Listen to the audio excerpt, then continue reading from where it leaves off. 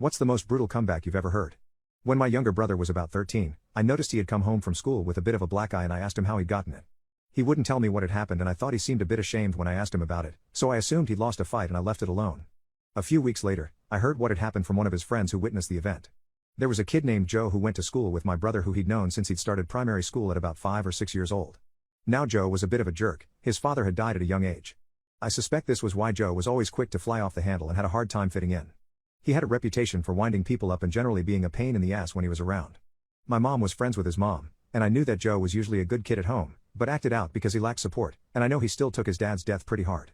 He would run his mouth about anything or anyone that he wanted to, but he usually wouldn't resort to actual violence.